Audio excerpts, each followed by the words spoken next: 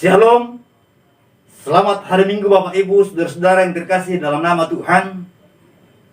Kembali kita bersama untuk mendengarkan khotbah Minggu pada hari ini tanggal 9 Januari 2022. Dan sebelum kita membaca dan merenungkan firman Tuhan, saya mengajak kita untuk berdoa. Damai sejahtera dari Allah Bapa dan Tuhan kita Yesus Kristus dengan perantara Roh Kudus itulah yang menyertai kamu untuk mendengarkan firman Tuhan. Amin. Bapak Ibu, saudara-saudara yang terkasih dalam nama Tuhan, firman Tuhan bagi kita terambil dari 1 Korintus pada pasalnya yang pertama, ayat yang ketiga sampai dengan ayat yang ke-9. Saya bacakan bagi kita, demikian bunyinya. Kasih karunia dan damai sejahtera dari Allah Bapa kita dan dari Tuhan Yesus Kristus menyertai kamu. Aku senantiasa mengucap syukur kepada Allahku karena kamu atas kasih karunia Allah yang dianugerahkannya kepada kamu dalam Kristus Yesus. Sebab dalam Dia kamu telah menjadi kaya dalam segala hal, dalam segala macam perkataan dan segala macam pengetahuan, sesuai dengan kesaksian tentang Kristus yang telah diteguhkan di antara kamu.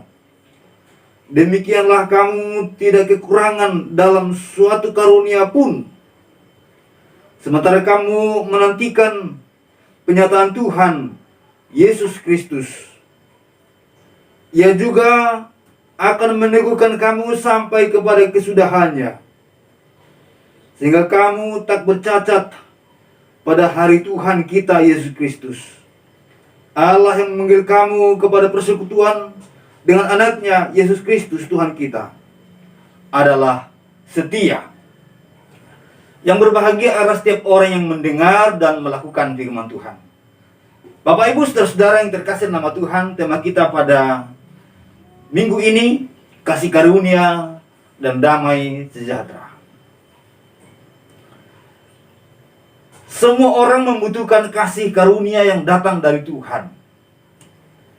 Karena memang semua orang telah berada di dalam suatu kehidupan yang penuh dengan dosa.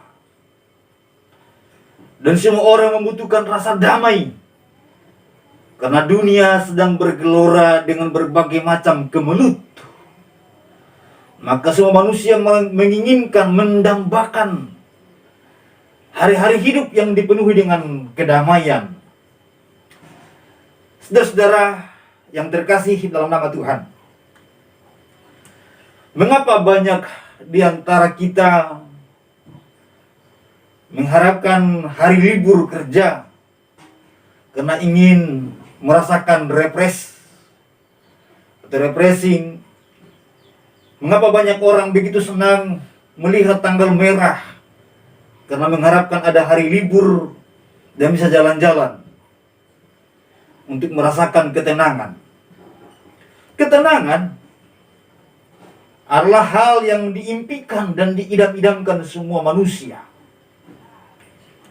Itulah sebabnya kalau kita yang berada di daerah DKI Jakarta sekitarnya, setiap hari libur itu jalan ke arah puncak itu macet.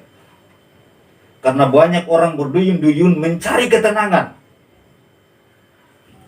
mencari kedamaian, dan merasa kalau menyatu dengan alam, jauh dari hiruk-pikuk perkotaan, jauh dari kebiasaan-kebiasaan bekerja setiap hari, maka mungkin akan merasakan ketenangan yang walaupun itu hanya ketenangan yang semu, kedamaian yang sementara. Tetapi itu pun sudah satu hal yang sangat membahagiakan. Jika ada orang merasakan ketenangan walaupun sementara, sekejap saja, dia sudah sangat bersuka cita. Ada orang mencari ketenangan, menginap di hotel berhari-hari. Sebagian lagi orang mencari ketenangan untuk pergi ke pinggir pantai. Sebagian orang lagi mencari kedamaian dan ketenangan menyendiri. Ada lagi yang mencari ketenangan pergi sampai ke puncak ke tempat dia merasakan keteduhan dan tidak diganggu oleh siapapun. Mungkin WhatsApp dimatikan, demikian juga jaringan internetnya diputus sementara, hubungan telepon dimatikan sementara, dan tidak ada gangguan. Maka dia merasakan mungkin ada ketenangan, ada damai di hatinya.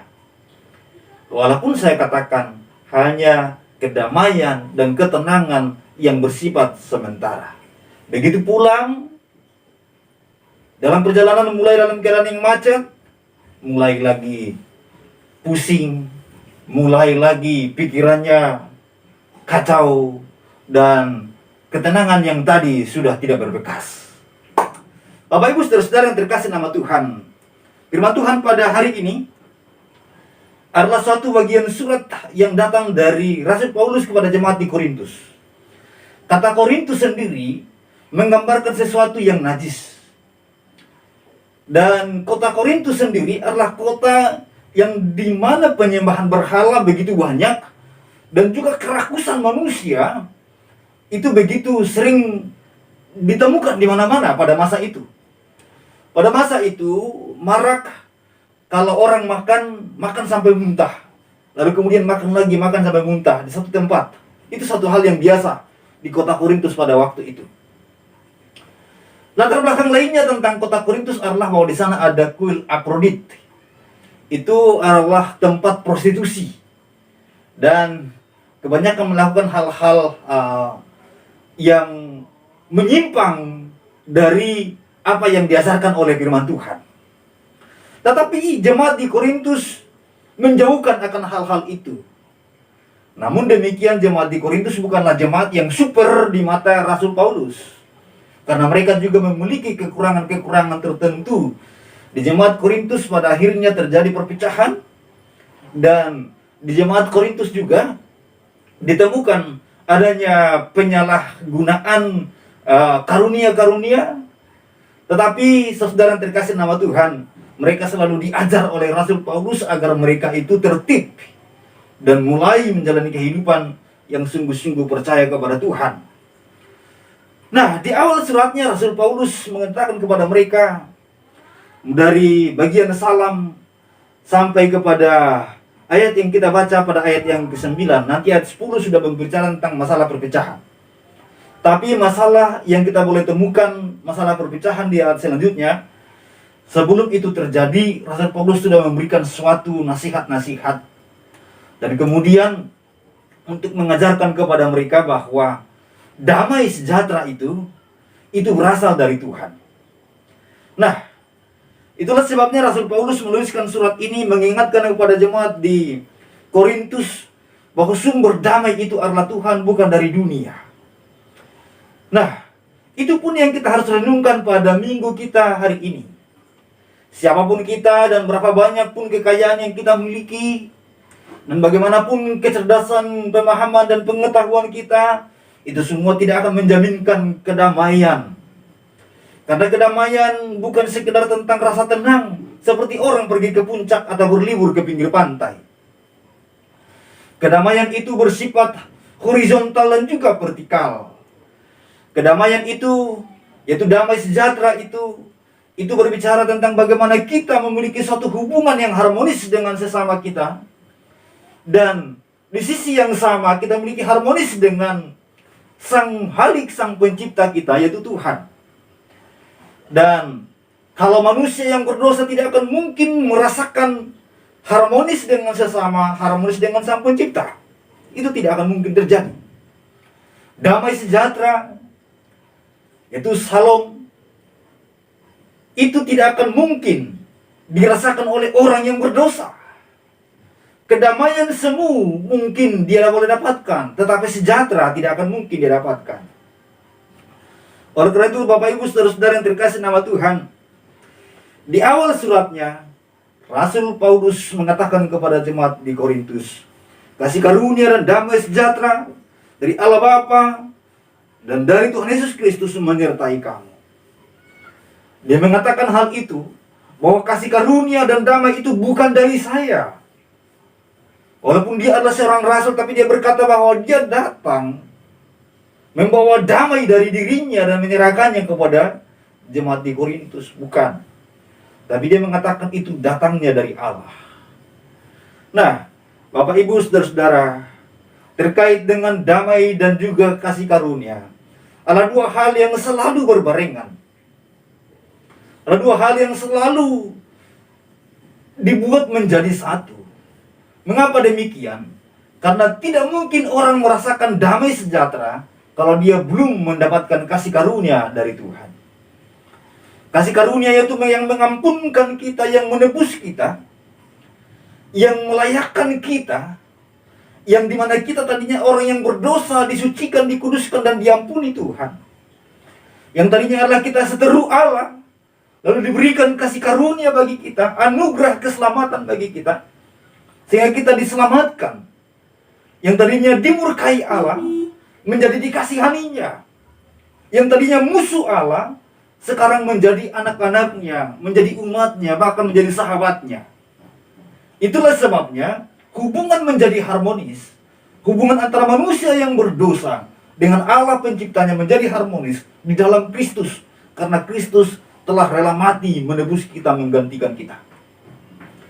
Sehingga tatkala di dalam kisah penyalipan yang diajarkan Alkitab kepada kita, ketika Tuhan telah mengembuskan napasnya yang terakhir di kayu salib, dikatakan bahwa tirai di bait suci itu terkoyak atau tercabik, sehingga tidak ada lagi pemisahan ruang maha kudus dan ruang kudus, yang menggambarkan tentang suatu hubungan yang telah diharmonikan.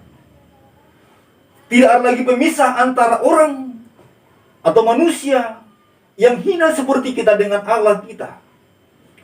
Kita memiliki satu hubungan yang baru di dalam Kristus Tuhan, karena darahnya yang tercurah yang menebus kita. Bapak Ibu Saudara yang terkasih nama Tuhan, ketika Tuhan telah mengampunkan kita, telah menebus kita, itu memampukan kita juga untuk memiliki hubungan yang harmonis dengan sesama kita. Itu memampukan kita untuk boleh memiliki suatu hubungan yang indah dengan sesama kita, dengan suatu pemikiran dan juga iman. Karena Tuhan yang telah mengampunkan saya, maka saya juga harus mengampunkan yang lain. Karena Tuhan telah menunjukkan kasih yang besar kepada saya, maka saya juga harus menunjukkan kasih yang besar kepada yang lainnya. Oleh karena itu Bapak Ibu Saudara-saudara yang terkasih nama Tuhan, kasih karunia dan damai sejahtera adalah formasi yang satu, yang selalu ada di dalam iman Kristen. Bahkan di dalam ketika kita memulai ibadah dan juga mengakhiri ibadah, selalu kata-kata itu diulang. Karena tidak akan ada hubungan kita dengan Allah tanpa kasih karunia-Nya. Dan tidak akan ada damai kalau bukan karena Allah yang memperdamaikan kita. Oleh karena itu Bapak Ibu Saudara yang terkasih nama Tuhan, Rasul Paulus berkata kepada jemaat di Korintus tentang damai sejahtera dan tentang kasih karunia, agar mereka menyadari bahwa Allah sumbernya yang menganugerahkan kepada mereka. Kalau kita membaca pada bagian ini, sesungguhnya ayat 4 sampai dengan 9 hanya berbicara tentang apa yang Tuhan buat terhadap kita, terhadap umatnya, terhadap orang di Korintus. Dikatakan kepada kita bahwa ketika Allah telah memberikan kasih karunia dan damai sejahteranya, maka Allah juga yang menganugerahkan kepada mereka, yaitu kepada jemaat di Korintus, kekayaan dalam segala hal. Baik kekayaan di dalam perkataan, bukan hanya sekedar perkataan kata-kata biasa yang dia maksud. Atau mungkin beberapa penafsir berpikir bahwa kekayaan dalam hal perkataan itu berbicara tentang kata-kata atau bahasa-bahasa yang lain. Tapi bagi saya secara pribadi, saya lebih mengacu kepada konteks ini tentang perkataan, yaitu tentang apa yang dikatakan firman Tuhan. Maka jemaat di Korintus tidak berkekurangan tentang firman Tuhan, tentang words ataupun logos, yaitu firman Allah. Mengapa? Karena Allah yang menganugerahkan kepada mereka. Saudara-saudara, kita sebagai umat Tuhan di masa perjanjian baru dan di masa sekarang, kita juga memiliki kekayaan akan kata-kata atau perkataan Tuhan, yaitu Alkitab yang kita miliki. Namun terkadang kita tidak pernah mengucapkan syukur, atau bahkan kita kadang-kala mengabaikan bahwa kita kaya akan firman-Nya. Sehingga banyak orang lebih menyukai berita, baik televisi maupun berita online, daripada berita firman Tuhan. Saudara-saudara yang terkasih nama Tuhan, itu suatu hal yang sangat aneh kalau kita berpikir secara rohani. Ternyata banyak orang lebih mencintai kekayaan pengetahuan perkataan dunia daripada kata-kata Allah, yaitu firman-Nya. Sudah berapa banyak Anda membaca firman Tuhan dalam minggu ini, hari ini? Atau adakah kita punya komitmen untuk membaca firman Tuhan untuk jalan hari-hari hidup kita ke depan? Mumpung masih di awal tahun 2022, miliki komitmen untuk menikmati kekayaan perkataan Tuhan, yaitu Alkitab firman-Nya. Karena Dia yang memberikan kita kedamaian, karena Dia yang memberikan kita damai sejahtera, dan juga memberikan kasih karunia-Nya kepada kita. Maka nikmati semua itu dengan membaca firman-Nya. Saudara terkasih nama Tuhan, dikatakan juga bahwa mereka juga dikaruniai dengan kekayaan akan karunia. Karunia, baik perkataan maupun karunia. Oleh karena itu, di jemaat Korintus, mereka begitu komplit dengan karunia-karunia. Ada karunia yang berbahasa lidah, ada karunia yang menerjemahkannya, ada karunia yang bernubuat. Mereka lengkap semua, ada karunia yang mengajar. Mereka semua lengkap untuk memiliki semua itu. Namun sayangnya kalau kita membaca ayat ke-10 dan selanjutnya, ternyata walaupun mereka lengkap dengan karunia, mereka terjadi perpecahan.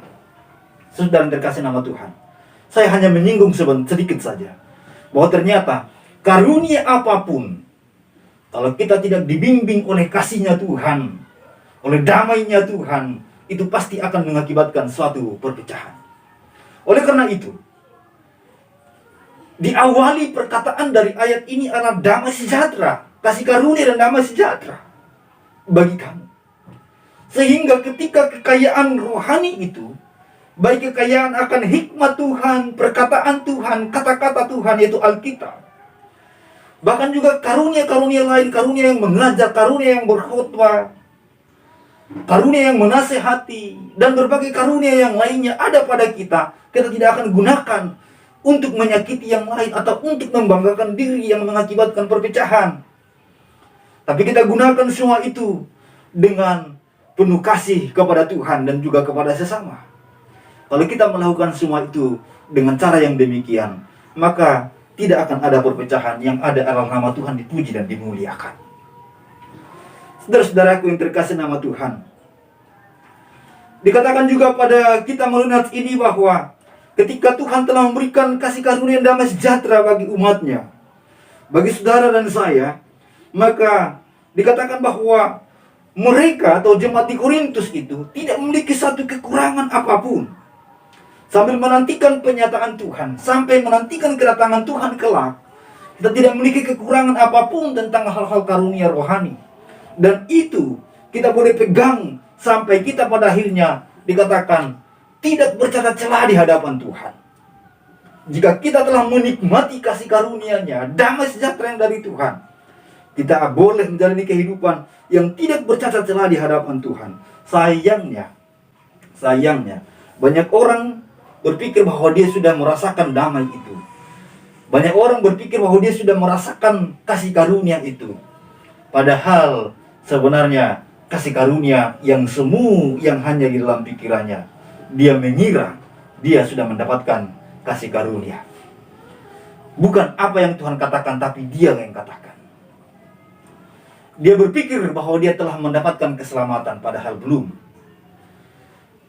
Oleh karena itu, saudara-saudara yang terkasih nama Tuhan, selidik hati kita, selidik iman kita. Sungguhkah saya percaya benar bahwa Yesus adalah Tuhan dan Juru Selamat? Sudahkah saya benar-benar meyakini bahwa Dia penebus saya satu-satunya? Sudahkah saya meyakini bahwa saya tidak bisa selamat dengan perbuatan saya? Ataukah saya masih berpikir saya akan mampu selamat karena usaha saya? Ini yang harus direnungkan bersama-sama. Dan jika saya sudah benar-benar percaya Dia yang menyelamatkan saya, menebus saya, maka saya harus hidup bagi Dia, hidup bagi Tuhan. Gunakanlah karunia-karunia yang ada padamu. Gunakanlah talenta-talenta yang diberikan Tuhan kepadamu untuk engkau kembangkan, menunjukkan kasih Tuhan di tengah dunia ini. Jika engkau memiliki karunia untuk berbicara ataupun mengajar, ajarlah satu dengan yang lain. Jika memiliki karunia untuk berdoa, membimbing orang kepada kebenaran, bimbinglah orang kepada kebenaran. Apapun yang Tuhan berikan kepadamu, karunia apapun itu, memuji Tuhan, pujilah Tuhan. Karunia yang lain yang tidak mungkin saya sebut satu persatu di antara saudara, tapi saudara, apapun yang Tuhan berikan bagimu, lakukan itu untuk mempermuliakan Tuhan. Bapak Ibu Saudaraku yang terkasih nama Tuhan, ayat ini juga mengajarkan dan mengingatkan kepada jemaat di Korintus bahwa Tuhan yang memanggil mereka kepada satu persekutuan. Karena Tuhan telah menganugerahkan kasih karunia dan damai sejahtera bagi mereka, maka mereka yang telah menikmati kasih karunia itu, mereka yang telah menikmati damai itu, dikumpulkan kepada satu persekutuan, agar mereka tetap merasakan damai, agar mereka tetap merasakan kasih itu dalam kehidupan mereka. Saudara, itulah sebabnya perlu persekutuan Kristen. Itulah sebabnya perlu gereja Tuhan. Dan saya sangat yakin, siapapun saudara yang mendengarkan khotbah ini, saudara pasti akan menginginkan suatu persekutuan yang indah, suatu persekutuan yang harmonis, suatu persekutuan yang penuh dengan kedamaian dan sukacita. Dan jika saudara mau merasakan hal yang demikian, bersekutulah dengan anak-anak Tuhan yang lain untuk mendapatkan rasa damai yang sama, saling menguatkan satu yang lain. Itulah tugas persekutuan, itulah tugas gereja. Namun ada banyak kali kita boleh melihat di akhir-akhir ini, persekutuan-persekutuan pun mengalami kemunduran. Gereja-gereja Tuhan pun mengalami kemunduran akan tugasnya, baik marturia, koinonia. Ada banyak mengalami kemunduran ketika melihat bahwa akhir-akhir ini begitu banyak yang saling terpecah belah, saling sikut menyikut, saling menjatuhkan dan lain sebagainya. Percayalah memang bahwa di dunia ini tidak akan ada gereja yang sempurna. Tetapi percayalah juga bahwa persekutuan itu gereja. Di sana Anda akan bertumbuh. Di sana Anda akan dibimbing dalam damai Tuhan, dalam sejahtera Tuhan.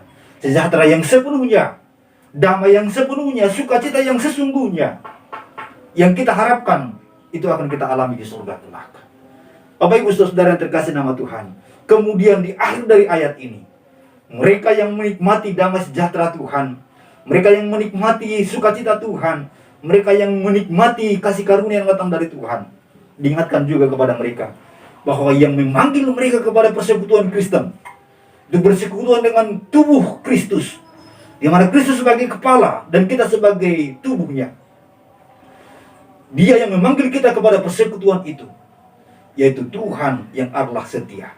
Setia di dalam memberikan janjinya, menggenapinya. Setia untuk menjaga kita, setia untuk mengasihi kita, membimbing kita dalam segala kebenarannya. Yang terpenting adalah kemauan kita untuk dibimbing. Karena Tuhan tidak akan mau memaksa kita, menarik rambut kita untuk kita tunduk di bawah kakinya. Dia mau kerelaan kita untuk datang kepada Dia.